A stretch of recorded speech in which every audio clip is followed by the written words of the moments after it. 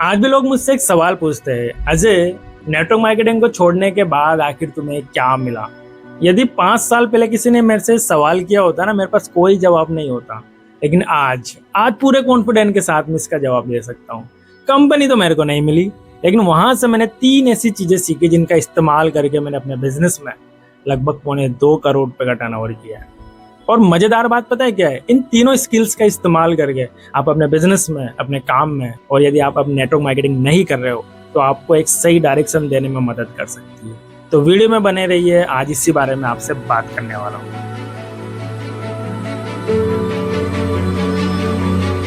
जैसे मैंने last video में बताया था, कैसे स्टूडेंट टाइम पर लॉकडाउन में मेरा सारा नेटवर्क कोलैप्स हो गया, समझ नहीं आ रहा आप क्या करें। फिर मैंने एक बिजनेस स्टार्ट करने की सोची कि बिजनेस स्टार्ट करते हैं। लेकिन जब मैं बिजनेस स्टार्ट करने सोच रहा था तब मेरे पास कोई करोड़ों का बजट नहीं था, ना मेरे पास कोई बिजनेस एक्सपीरियंस था लास्ट कि हाँ हमारी फैमिली में कोई बिजनेस बैकग्राउंड के लोग हैं। एचटीएससी में वैसे भी बिजनेस बैकग्राउंड नहीं होता। मेरे पास था तो सिर्फ एक खाली स्पेस। उस स्पेस का कैसे इस्तेमाल करें, इसमें क्या कर सकते हैं। तो मेरे दिमाग में एक बात आई, यार एक स्मार्ट मिनी मार्ट खोलते हैं। जैसे मैंने कैलकुलेशन लगाना स्टार्ट किया ना तो दिमाग खिसक गया। भाई 6 लाख रुपए तो सिर्फ रेक का खर्चा है। 6 लाख रुपए है कहाँ। मैंने सब जोड़ जाड़ के देखा ना तो पता चला कि मेरे पास सिर्फ 4.5 लाख रुपए का नेट बजट है।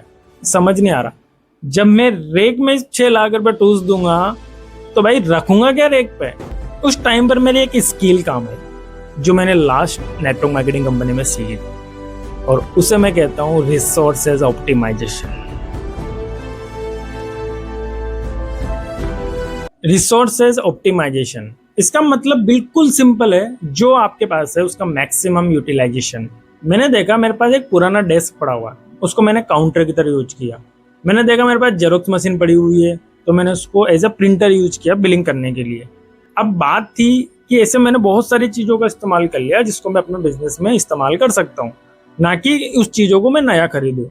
अब रही बात रैक्स की, सारा बजट तो रैक्स में जा रहा था तो मैंने उसको कस्टमाइज करना शुरू किया। एक एक करके कस्टमाइज करी। जो स्टैंडर्ड साइज होता है रैक का मैंने उसको डिक्रीज कर दिया।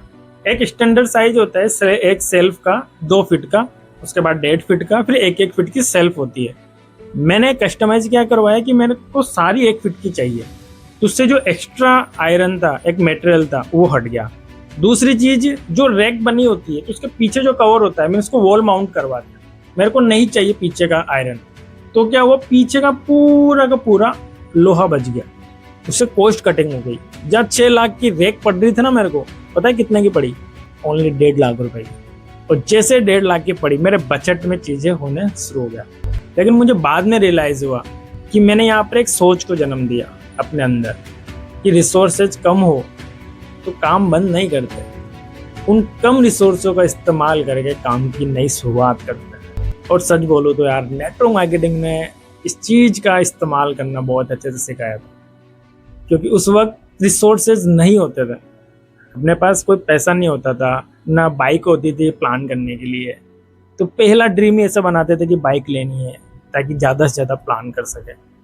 तो कम से कम रिसोर्सेज में काम करना नेटवर्क मार्केटिंग ने ही मुझे सिखाया था। अब स्टोर तो बन गया, रेक भी लग गई और बचे हुए पैसों से सामान भी आ गया।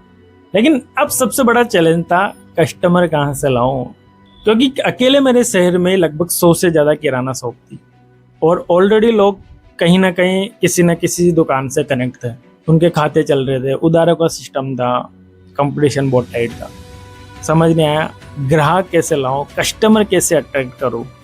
उस टाइम नेटवर्क मार्केटिंग की दूसरी स्किल मेरे काम आई, उसको मैं बोलता हूँ फुटफॉल प्रोस्पेक्टिंग। एमएलए में सबसे पहला टारगेट क्या होता था, सेमिनार में लाना। एक बार सेमिनार में ले आओ, वहाँ पर उसकी प्रोस्पेक्टिंग हो जाएगी, उसका प्लान प्रेजेंटेशन हो जाएगा और वहाँ उसका फॉलोअप हो जाएगा। यही करते थे। अब सीन क्या हुआ कि यही चैलेंज मेरे साथ हुआ जो मैंने सीखा वहाँ पर। यार दुकान तो मैंने लगा ली, रिटेल स्टोर भी डाल लिया, कस्टमर कैसे अंदर लाऊं, वही मेरे लिए चैलेंज था, क्योंकि मार्केट में 100 से ज़्यादा दुकानें थी किराने की। तो कस्टमर मेरे पास क्यों आएगा, क्योंकि वहाँ पर ऑलरेडी किसी न किसी का खाता चल रहा था, उधारी का सिस्टम भी था, पुराने कस्टमरों को वहाँ पर ट्रस्ट था, तो मेरे पास क्यों आएगा। तो मैंने वही उसका सेमिनार वाला कॉन्सेप्ट मैंने यूज किया, एक बार वहाँ ले जाओ। तो मेरा पहला फोकस था ना वो यही था कि फुटफॉल, एक बार फुटफॉल आ गया ना तो ऑटोमेटिक प्रोडक्ट बिकेगा। तो मैंने क्या दिमाग लगाया, मैंने एक नॉर्मल किराना दुकान नहीं खोल के मैंने एक स्टोर में कन्वर्ट किया, उसको एक मॉडर्न ट्रेड में मैं ले गया। इससे क्या हुआ, जब छोटे शहरों में जब एक स्टोर खुलता है ना तो बच्चे पता है क्या बोलते हैं, मॉल खुल गया, मॉल खुल गया, मॉल खुल गया। इवन मेरे पापा पता है गांव में क्या बताते रहे, मेरा चौरान तो मॉल खोल रखे हो जाए। हम राजस्थानी है तो हार्ड होती ऐसे ही बात करी जाती है, तो आप लोग समझ सकते हो। तो जब मॉल खुल गया, स्टोर खुल गया, तो कस्टमर के अंदर क्यूरियोसिटी पैदा होगी, यार एक बार देख के तो आते हैं ये क्या अंदर। और मेरा टारगेट वही था, सेमिनार में लाना, बाकी काम तो ऑटोमेटिक हो जाएंगे।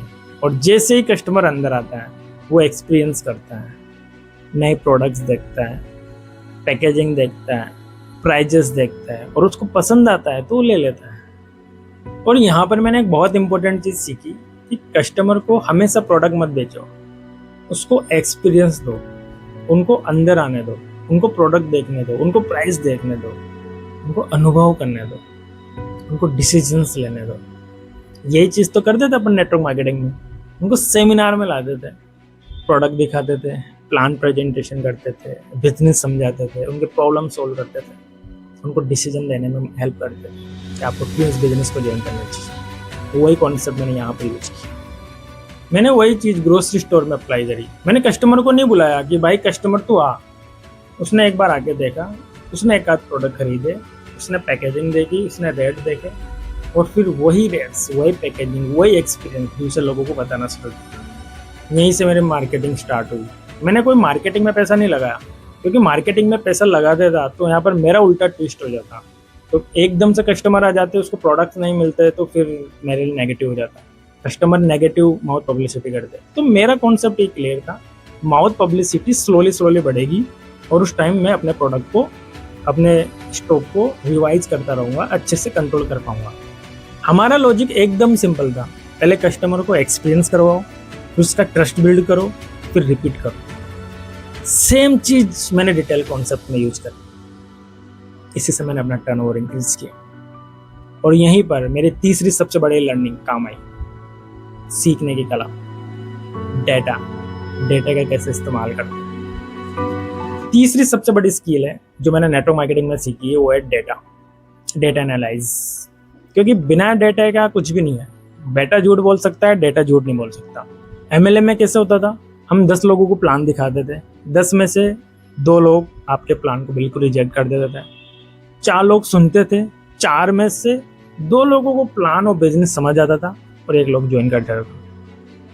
सेम चीज मैंने स्टॉक का ध्यान रखना शुरू किया। मैंने सॉफ्टवेयर लगवाया, बिलिंग सॉफ्टवेयर लगवाया, उससे मेरा डेटा एनालाइज होने लग गया। मेरे को पता चलने लग गया मेरा कौन सा प्रोडक्ट खत्म हो रहा है, कौन सी चीज़ें कितनी रिपीट हो रही है, कौन सी चीज़ें फास्ट मूविंग है, कौन सा प्रोडक्ट मुझे रखना है, कौन सा प्रोडक्ट मुझे नहीं रखना है, कौन सा प्रोडक्ट कौन सा टाइम एक्सपायर हो जाएगा, कौन सा प्रोडक्ट का इस्तेमाल मुझे हाई मार्जिन के लिए करना है, और कौन सा प्रोडक्ट्स है जो मुझे क्रॉस सेल करनी है। ये सारा कॉन्सेप्ट सिर्फ मैंने एक ही जगह से सीखा था, वो नेटवर्क मार्केटिंग। और नेटवर्क मार्केटिंग में बोलते हैं ना, आप कितने भी बड़े लीडर बन जाओ, आपको सीखना पड़ेगा, क्योंकि जितना बड़ा आपका नेटवर्क हो जाएगा उतनी बड़ी जिम्मेदारी हो जाएगी, उतनी ज़्यादा प्रॉब्लम आएगी और आपको अपग्रेड करना पड़ेगा। आप अपग्रेड नहीं करोगे तो आप खत्म हो जाओगे। सेम चीज़ मैंने वो एटीट्यूड यहाँ पर अप्लाई किया।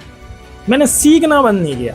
जब भी मैं मार्केटिंग करता, उनके डीलर से, होलसेलर के पास बैठता, आधे 1-1 घंटे बात करता, समझता मार्केट कैसा चलता है, क्या काम आता है, सीजन में क्या होता है, कैसे मार्केट को कैप्चर करते हैं। ये सारी नॉलेज सीखने से मिलती है और आज भी सीखना बंद नहीं किया मैंने। तो ये 3 ऐसी चीज़ें थी जिनका इस्तेमाल करके आप लोग आज यदि नेटवर्क मार्केटिंग में नहीं भी हो किसी भी कारण से, आप देखो कहाँ पर क्या कर सकते हैं, आपके पास क्या क्या रिसोर्सेज है, उनका इस्तेमाल करके हम नई शुरुआत कर सकते हैं। और भाई जो मज़ा आएगा ना काम करने का, आपको यूँ लगेगा यार कि ये मेरे लिए नई बात नहीं है। क्योंकि ज़्यादातर लोग जब ट्रेडिशनल में उतरते हैं ना तो उनको इतना नॉलेज नहीं होता।